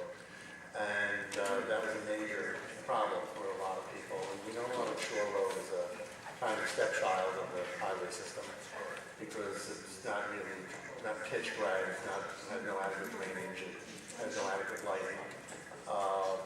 And half of it's not even in New York City, so that's another problem that it has in getting services. So there was an option of trying to work with the Department of Transportation, Department of Parks and Recreation, since it runs right through Pelham Bay Park, and the Department of Environmental Protection. And at the District Service County meeting, we had all 3 agencies there, and we had a pretty productive conversation with respect to what could be done about this. And there was one effort that was not previously explored. Since Pelham Bay Park is a park, and the road is bounded on the golf course on one side and Woodland on the next side, DEP has a program operating in Staten Island called the Blue Belt, which takes stormwater and channels it properly into the forest and park areas and irrigates the land, and that results in great foliage growth and floral arrangements. So the idea was to try and take that Blue Belt technology and see if it could be applied to the situation by Shore Road. The reason why this road has a problem that it has with this perpetual sinkhole and others is because it's on the shoreline. And so you have water from each of the bay, an incoming tide, coming actually in and washing out underneath the roadway any support that was there, any dirt, any backfill, any other reasons. So we're trying that with DEP. So we thought that was kind of interesting. We'll keep you posted on that. And then we had a conversation about the Department of Homeless Services, and we all know about 555 Hutchinson River Parkway. Many of us are members of the CAB, which, by the way, will be having a meeting on the, what was it again? We talked about, what was the date? CAB meeting? Community Advisory Board. Yeah, Community Advisory Board for Shelter. This The Monday. 27th and 28th? 27th. This coming Monday. This Wednesday. And Wednesday, sorry. We had a problem down there with security, and we never really got an answer. We had a big meeting, Julian brought us all down to the shelter. We had a large meeting with them, and we talked about security issues. And they had a security consultant there, and he said that he would get back to us, and he never really did. So we're still waiting for an answer on that, but something interesting occurred in the interim. You may remember about a few months ago, the Department of Homeless Services Commissioner moved on. And there was a period in which the city was reevaluating the Department of Homeless Services. And now it is under the umbrella of the Human Resources Administration. So both agencies are now reporting to Commissioner Banks. There's a new security chief, there's a security protocol, so they tell us that they'll be working with us in the future on the subject of security at the shelters. And that's some of the more salient issues that came out of the district service cabinet meeting. That concludes my report. Thank you. Yes, I'm sorry. There was an important issue. I left that out. The Green High School campus has 6 schools on it. And for the longest period of time, they had 6 principals, and the 6 principals were responsible for developing some level of coordinated security policy on the campus. The problem was that they really couldn't do that. 6 people in a room talking about different issues, talking about different priorities. They just never really developed a comprehensive. They were supposed to produce a report. And so they now have hired a security coordinator for the campus. After a series of really negative situations, they've hired a security coordinator for the campus. They've developed a model in which the students can participate actively with that security coordinator, and things are moving forward positively. The police tell us that things are moving forward much better than they have in the past. So it's a new day, and that's pretty much it.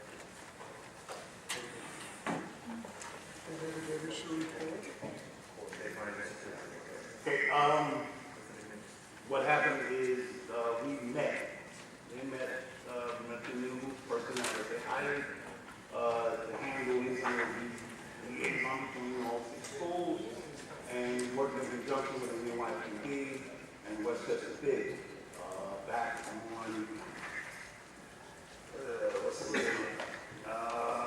late last month, we were introduced to him along with the main principal, the police department, and the big, and we all met together and going over that plan.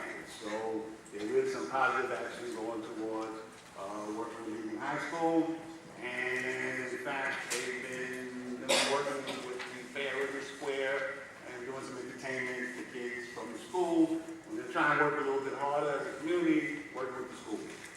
But Martin, that doesn't negate the fact that they were supposed to send in a report on what they were going to do, a structured report. When you're doing analysis, did we ever get the report? No, we didn't get it. Okay, that's it, case closed. They hired a security coordinator. Wonderful. And we hope to get an update from them shortly. All right? You still didn't give us the overall plan that they promised. No, well, the plan is a work in There were 6 progress. principals No, there.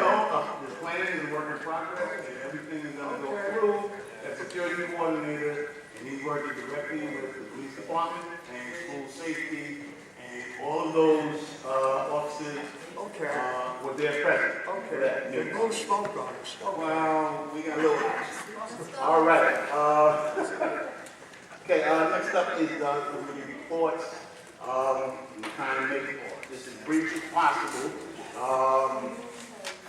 We had an executive committee meeting. It has not been concluded. However, out of the executive committee meeting, there was a question regarding the banning of the bylaws committee. I sent the information out to everyone as to it being problematic. Some wanted a higher level explanation than that. And I'll only say that our local problem started becoming a problem for our borough president. And it started becoming embarrassing for me as chair, and therefore I disbanded the committee. However, the committee did work on one proposal that we did get through, and that proposal is in front of you regarding changing the elections to be held in May as opposed to June. The justification is also attached. In addition, what I found was that Roman numerals for our articles were a typographical error, and they needed to be corrected, so you also have a proposal for that. The proposal are being put in tonight. They will be up to be voted on at next month's meeting, and any debate will take place at that time. So that's the extent of that, and we will be finishing the executive committee meeting in the near future. Monday night we'll be meeting, and it is my fervent hope that we are going to come out of it amicably and progressively looking to move forward, resolving whatever issues that we had at that committee meeting. So that is the executive report from me.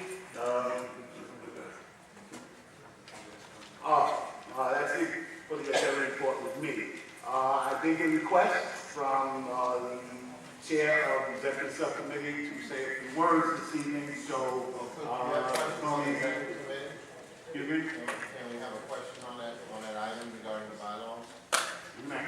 All right, as the former bylaws chair, I heard you say that one of the reasons why the bylaws committee was disbanded, you implicated the borough president's office.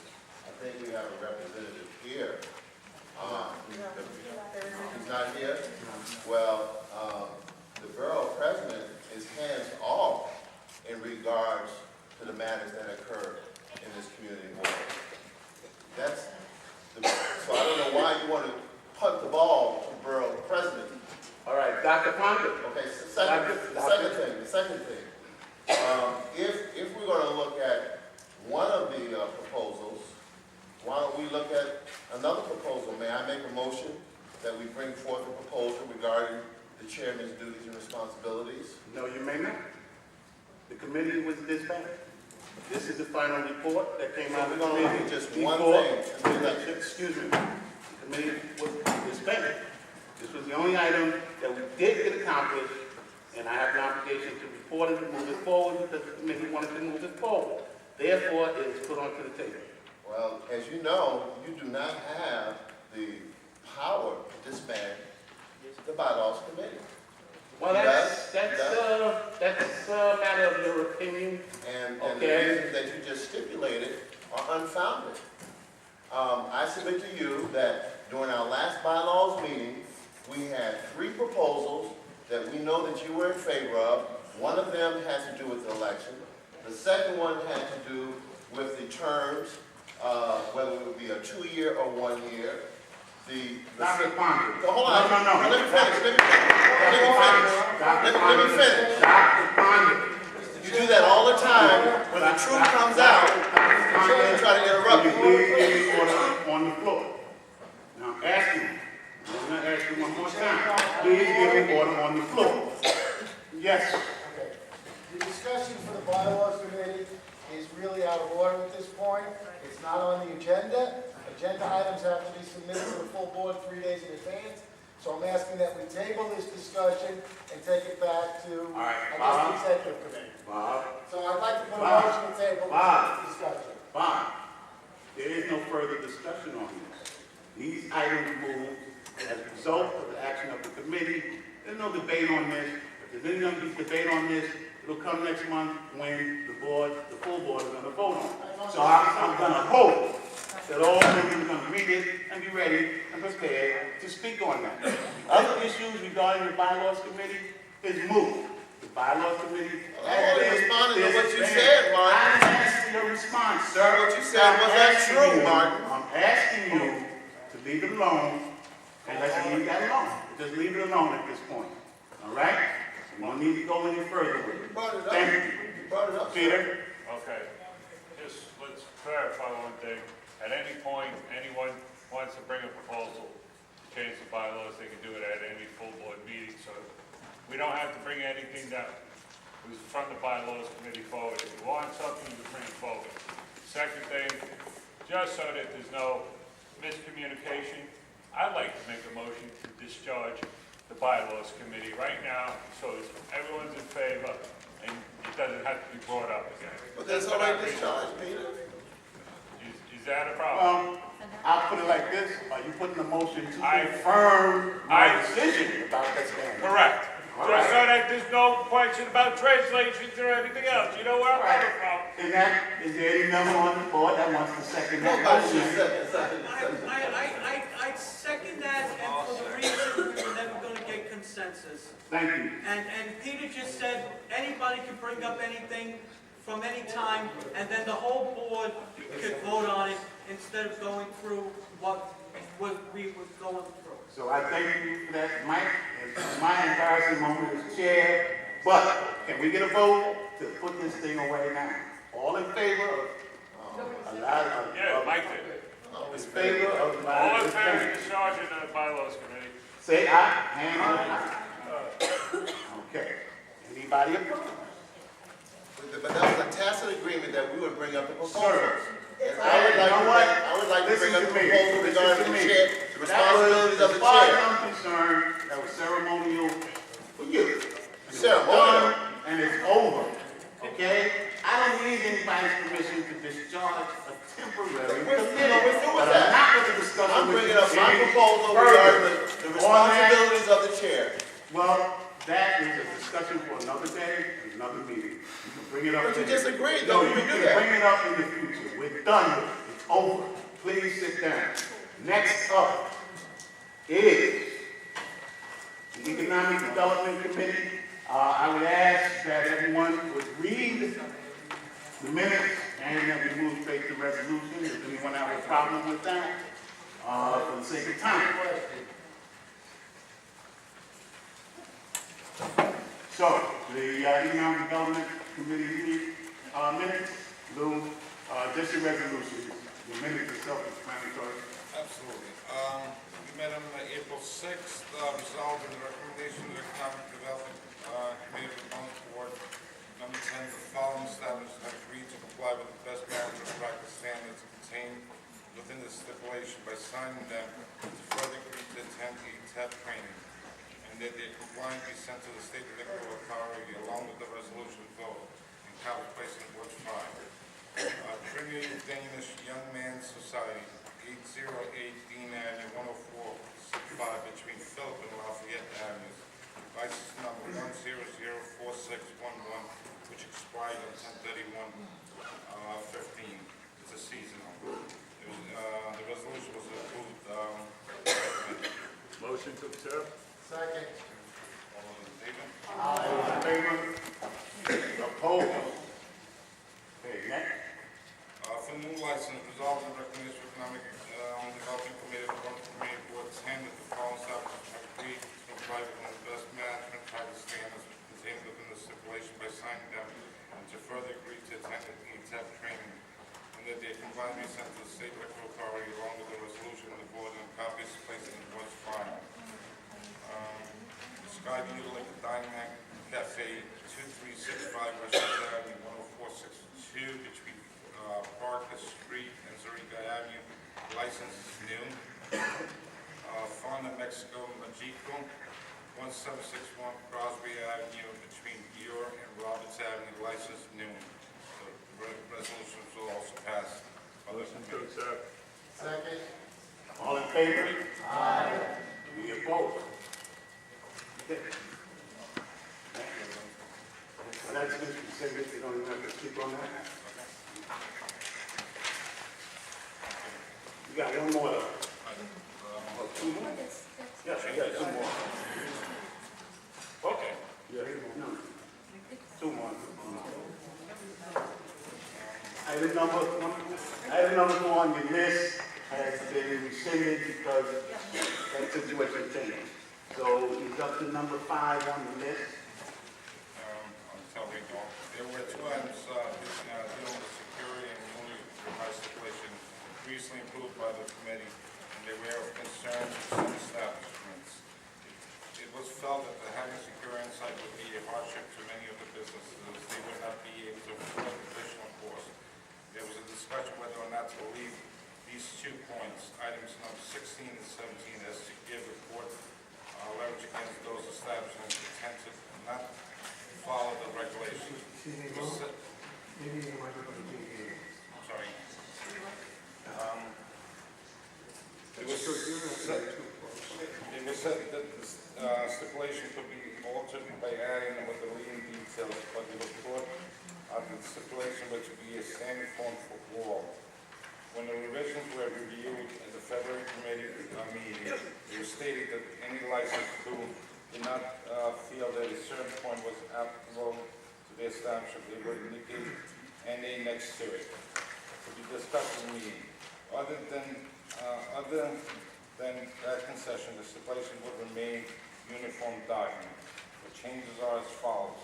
Original item number 16. Each establishment will be required to maintain a licensed and security staff on site during hours of operation. The proposed revision. Each establishment will list existing measures that will be in place on site. The results of the vote were as follows: 6 yes, 4 no.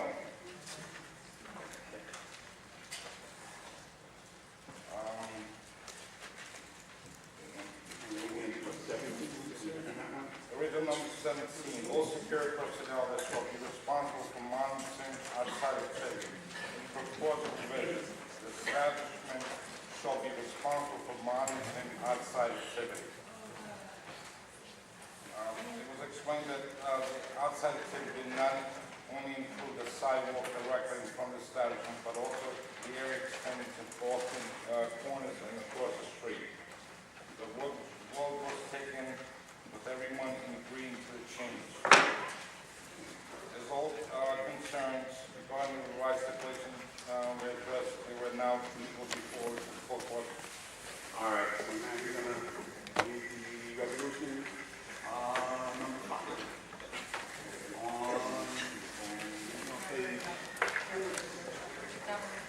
You're reading the minutes. I think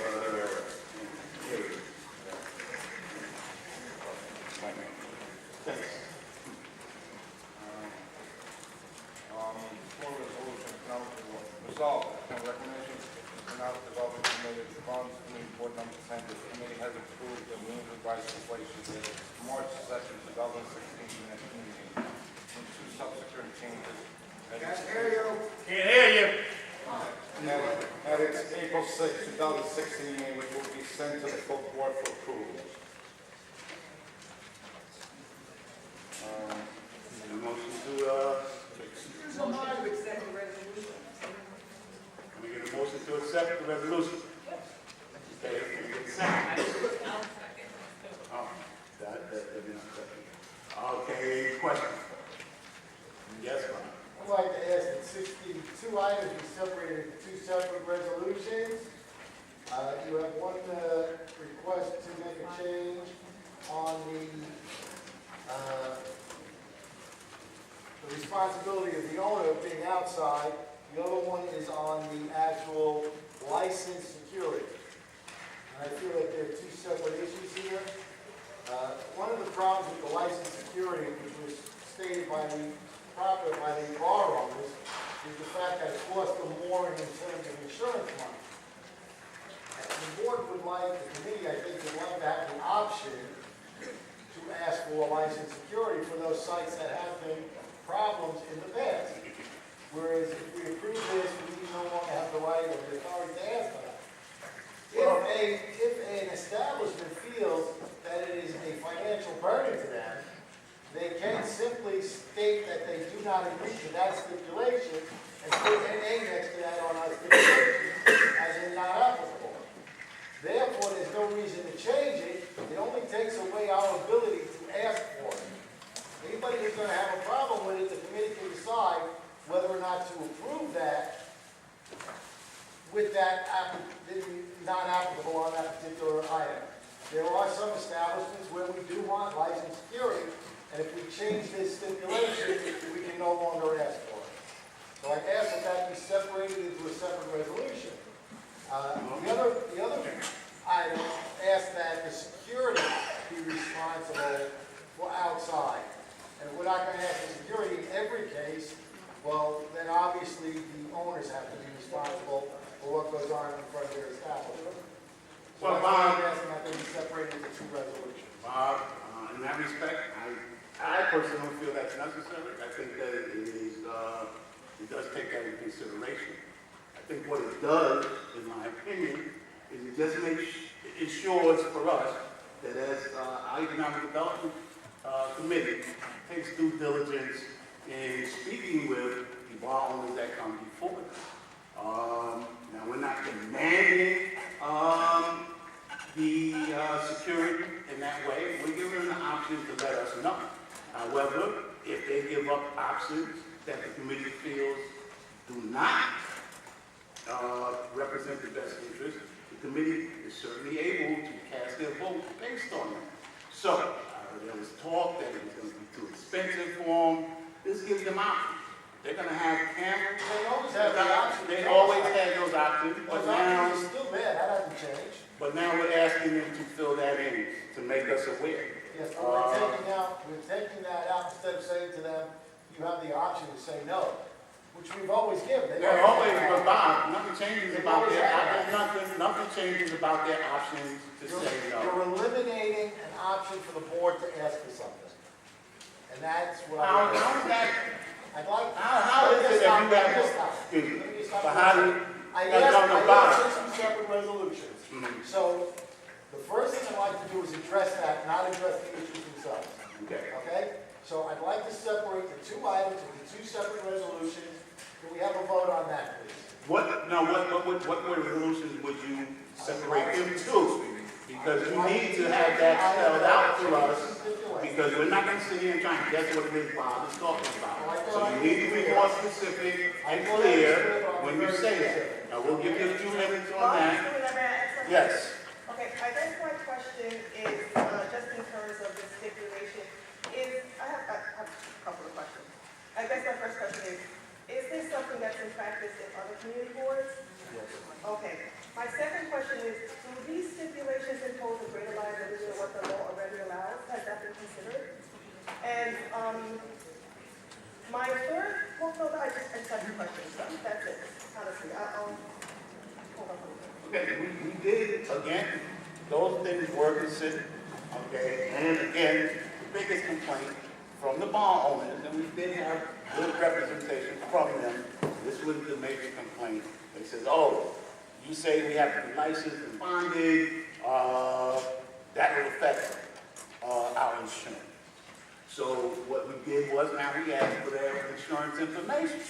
Now what the insurance company is going to demand of them, I'm sure the insurance company is going to have greater demands on them regarding security, etc. Now, each establishment is going to have a different value or ability in terms of what they put together. And we'll give them the leeway to explain to us what it is they're putting together. If that becomes inadequate to the committee can always suggest other things. And I guess, and if they flat out refuse to sign the stipulation, they're entitled to do that, right? Because why would they expose themselves to further liability? I mean, they're signing this document that can be used against them at some point in time. So I'm just wondering, why would they even bother doing that? Well, the thing is that this document is pretty much in line with what the SLA is asking of them. The SLA is giving us the opportunity to participate in the licensing activity. So most of these, No, I'm sorry, I'm listening, I'm taking what Bahati said, so.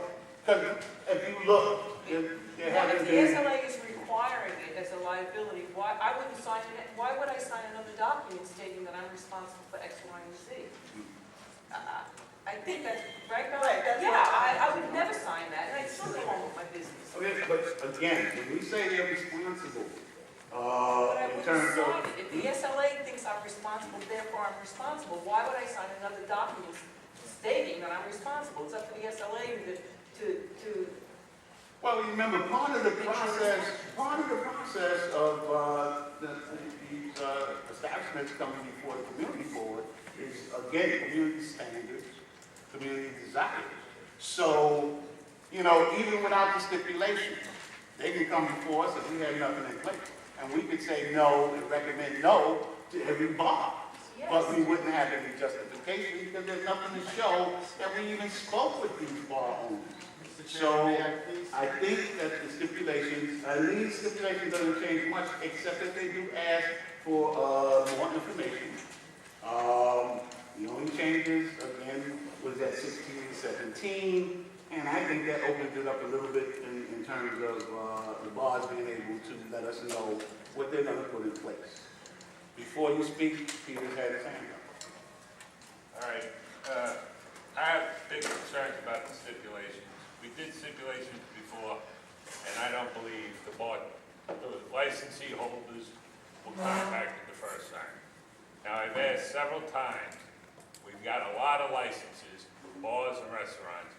Was every one of them contacted? Because you're actually changing the way the guy has to do business. Was every one of them contacted? Now we have someone coming up at a public speaking portion of it saying that we should have had a public hearing. So I just want to make sure due diligence was done, because we're involving every yacht club, every beach club, every American Legion Hall, every VFW hall, every restaurant on City Island, every bar. You can shake your head, Bob, they're all licensee holders. Yes, but Peter, this is where the NA comes into play. Okay, No, I'm specifically. not arguing. That's, I'm all right, let me I'm just stop asking you. if they were contacted, that's all I'm asking. Okay. Because some of the places have their bars way in the back on City Island, the yacht clubs. And they got hundreds of feet in front of them. They're gonna be responsible for a sidewalk 500 feet away? Peter, let me just ask you conceptually, okay? If you look out your window and you saw something happening in the street in front of your house, okay, would you feel, hey, why can't I call? Would you want, or if it was your neighbor and it was your car and they saw something happening, would you want them to give a call? That's not gonna obligate them regarding your car, but a decent neighborly thing is to say, hey, there's a problem. We get a business in our community, whether it's a bar, whether it's a donut shop. We want them to monitor the streets in front of them. We want them to be a good neighbor. We put these stipulations out because we want to encourage dialogue with these businesses coming into our community. You're not asking for a front, you're asking for curb to curb, from street to street. But in answer, let me just finish, but in answer to that, we did contact all the bars within our board. Okay? Now, go ahead, Bob. You know, the standards that somebody wants to uphold in their community. I think it's problematic to have these bars sign this particular document. I don't think this is, we can set forth a set of rules or guidelines, we hand it out and things like that, but to bind them to a document that could potentially be used against them at some other time. Honey, I can clear this up for you. Okay, before you go, Bob, can Bob, Kim was going to speak, and then you'll speak. You told me I was going to speak next. No, I said, you spoke after that. No, I haven't. Let him speak, and then you'll speak. All right, Mr. Hardy, just to answer the question, I think this is probably what Bob would tell you anyway. I'm speaking to everyone, I'm sorry, but you're raising points, so I'm just going to answer the point in general. The reason why the stipulations exist is if you would imagine a social contract between the bar owning community or the business community and the host community, okay? And it's simply a rules of the road for that community and that business. It's a voluntary document. It becomes part of their license. They don't choose to sign it. We have the option of telling the state liquor authority they didn't choose to sign it. But it's an open-ended enough document to show them that they have to comply with some community standards. And usually it's arrived at cooperatively, not an oversight function. And that's how we have proceeded with this, because the state liquor authority had suggested that this is the way to go for all community boards and bars. We are not alone in this process. Just about every community board in Manhattan does it. And other community boards in the Bronx have done it too. And I just wanted to show you that it's more of a social contract as opposed to a steadfast regulation. As Ken said, this is an agreement between the bar owners, the liquor licensees, and the community board. It does get attached to their liquor license, and yes, this does create additional liability for them. Now, it has recently been brought to the board's attention that by asking for license security, insurance companies charge more to bars who have licensed security because they think they're a trouble site, so they raise their rates. However, each and every one of the stipulations that are within our guidelines, all right, is something that we ask them to sign so that the board can say, yes, they're practicing best practices, and they agree to take the training program, and it gives us additional ways in which we can enforce through the police department, not us, we don't do enforcement, when we do have a problem site. Now, if we have a club that's seasonal, which we did tonight, They're not signing for security or a bunch of other items, all right, and a bunch of other items. But we want those items in there, so that when we do have a trouble site, we want to make sure that that's included, all right? Which is why I asked it to be as a separate item. They don't have to agree to it. It's like any other contract. You agree to a part, you agree to it, you disagree with it, you say no. Then it's up to the committee and the full board to decide whether or not we want to recommend to the state liquor authority that they get their license. We all know we're advisory. There are many, many times they want to approve, even though we say no. But we want that in there, and we want those attached, those stipulations attached. When we did have the police department go out and do the march with the police and the fire and the several different city agencies, those stipulations become fines when they are not in conformance. And it gives us that much more ammunition to make them behave like good partners in our community. And that's why we want them to sign the stipulation, and that's why we have it. But you're looking at it from the front end. I look at things from the back end because that's what I see on a daily basis. And I just see potential problems with the document. And I don't. Well, we've had the document for quite some time, and it's been very useful But to say, I as a tool understand for the to police ask them department. to, have liability to push it along over to security. That's a legal issue that will be sorted out later on. And so to ask somebody to preemptively say this is what it's going to be, I don't think that should be in there. Well, again, we can ask for it, they don't have to agree to it. All But right? if they don't But if we know don't at ask that for it, point- if we don't ask for it, we're not gonna get it. And again, 16, 17, 2 separate items, I would like those separate out for 2 separate resolutions, please. Now, again, I'd like to know, what are you proposing as Well, resolution? you have item 16, and it's spelled right out in the minutes. The changes are as follows. So you want a motion so that the change from item 16, each establishment will be required to maintain a licensed and insured security staff on site during hours of operation.